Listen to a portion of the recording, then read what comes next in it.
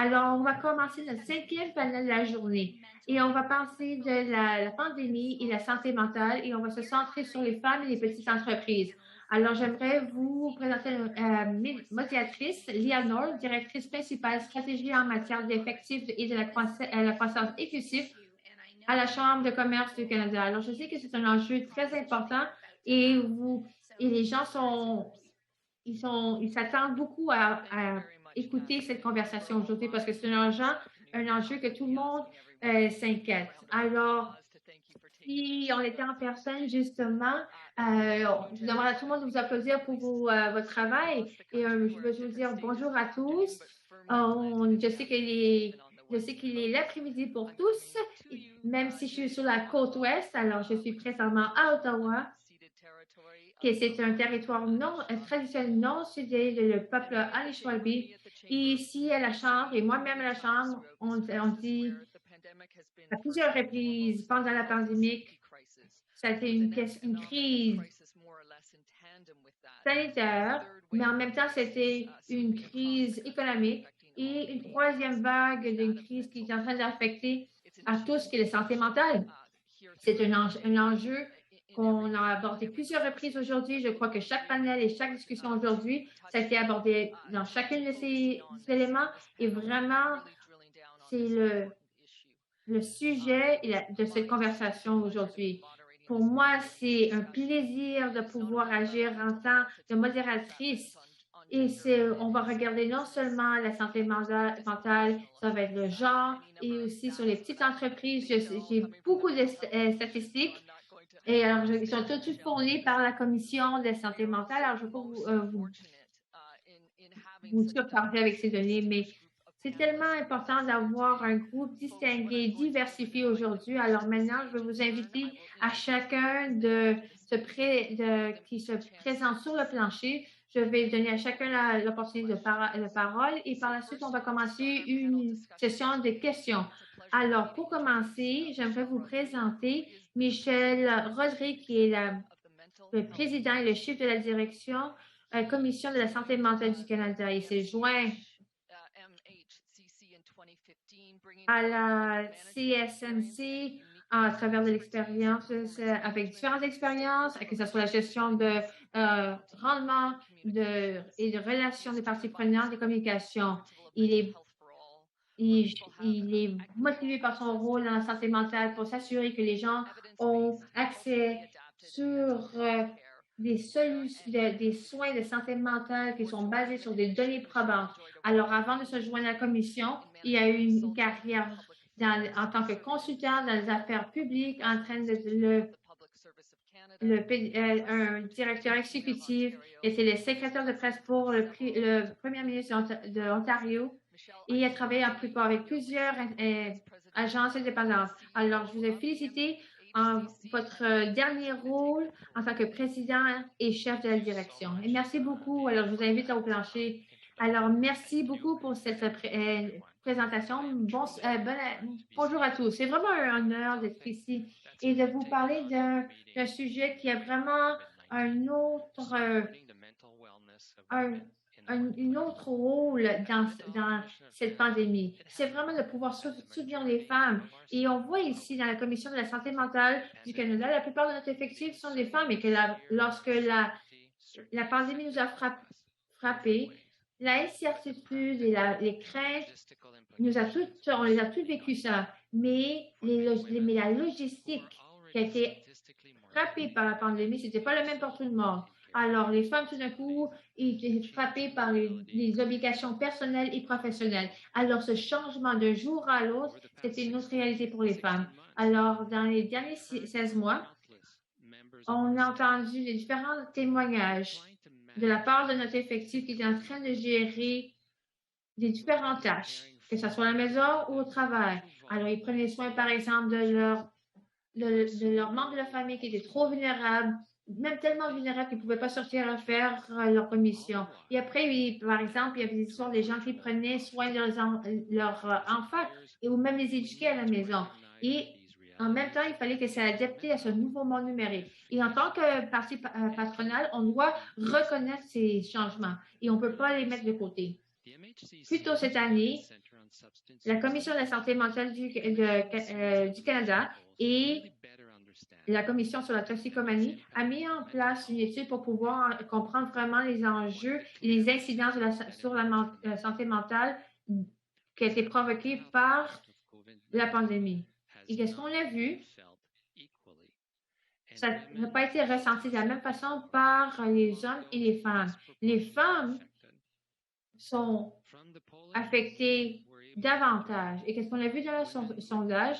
On a vu que les femmes avaient des taux plus élevés et avaient une santé mentale qui avait empiré. Et on le voit encore plus dans les ménages où il y avait des enfants de moins de 13 ans. Et ces femmes ont vu qu'ils avaient des taux élevés de substances qui étaient plus élevés que les hommes. Et qu'est-ce qu'on peut faire? Et en tant que des employeurs, qu'est-ce qu'on peut faire? C'est la question que je me pose. Alors, en premier lieu, les femmes elles travaillent dans des secteurs qui ont été frappés durement par la pandémie. Par exemple, le détail et l'hospitalité. On estime que un demi-million de femmes sont au chômage à cause de la pandémie. De plus, les femmes ont dû abandonner le marché du travail pour pouvoir atteindre à leur famille, surtout les femmes qui ont des jeunes enfants. Alors, les organisations qui sont capables de demeurer opérationnelles pendant la pandémie, il y a des actions qu'on peut mettre en place pour pouvoir appuyer nos collègues et nos amis qui sont femmes. Alors, on a vu qu'il était nécessaire de mettre en place différentes mesures. Alors, le printemps dernier, on a mis des mesures en place qui ont été développées par des femmes pour des femmes. Alors, on a mis en place des lignes directrices. Alors, ces guides soulignent l'importance de mettre la santé mentale en tant que priorité malgré le rôle que vous occupez. Alors, ça veut dire, par exemple, se redistribuer les charges de travail, adapter les calendriers de travail, assouplir certaines politiques et de comprendre que les différentes responsabilités, c'est pas évident de trouver un équilibre. Alors maintenant, il faut promouvoir un environnement sain et ça demande une certaine souplesse qui peut prendre des différentes formes. Alors, par exemple, il y a différents personnels sont beaucoup plus productifs lorsque leurs enfants sont en train de dormir. Alors, ils travaillent plus et mieux lorsque leurs enfants sont en train de prendre une sieste ou sont en train de dormir la nuit. Alors, ça se peut que pendant la journée, ils ne sont pas disponibles. Alors, j'aimerais juste souligner ici que la Commission de la santé mentale du Canada, on est un employeur. Alors, on n'a pas une baguette magique pour améliorer les problèmes de santé mentale qui pourraient frapper nos employés. On doit bâtir une fondation qui promouve la santé mentale. Alors,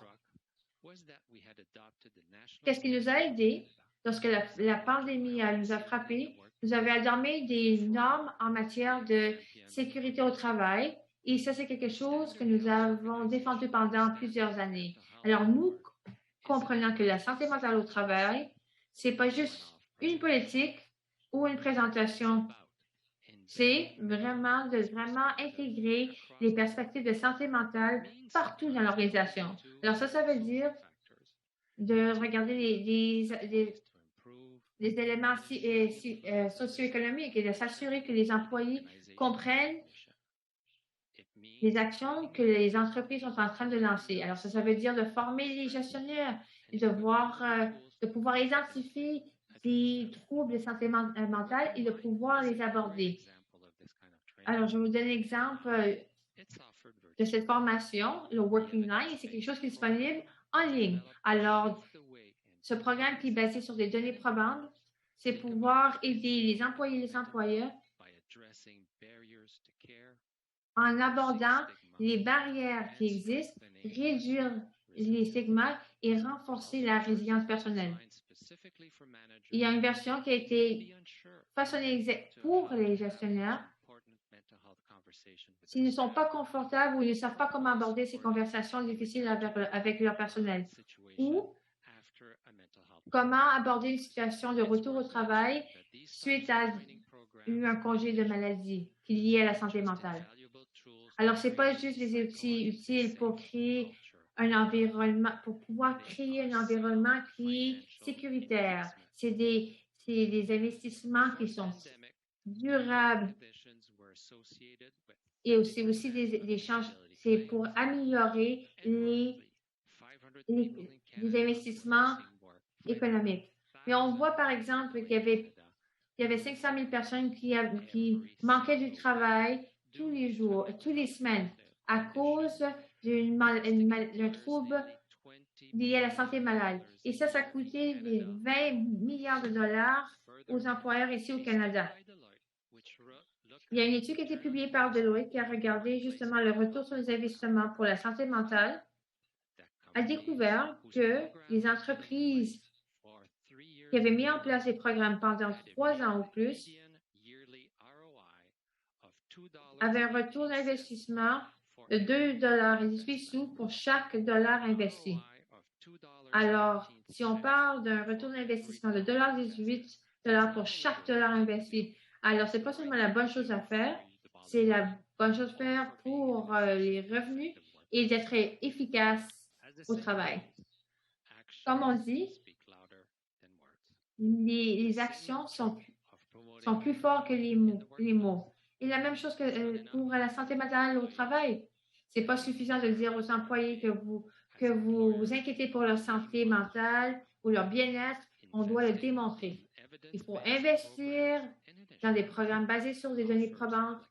Ça va offrir une souplesse et de trouver de nouvelles façons créatives d'alléger le fardeau que les employés ont. Et cela va avoir des bénéfices à l'avenir, même après que la pandémie est terminée. Alors, lorsqu'on est en train de sortir de cette pandémie, c'est vraiment une opportunité de pouvoir s'en sortir plus fort et meilleur. Si on regarde les leçons tirées et mettre en place une politique qui est axée sur le bien-être et la santé mentale, on va pouvoir créer un environnement qui est plus productif, plus sain et plus sécuritaire pour le présent et l'avenir. Merci beaucoup pour votre temps aujourd'hui. Michel, merci beaucoup pour cela.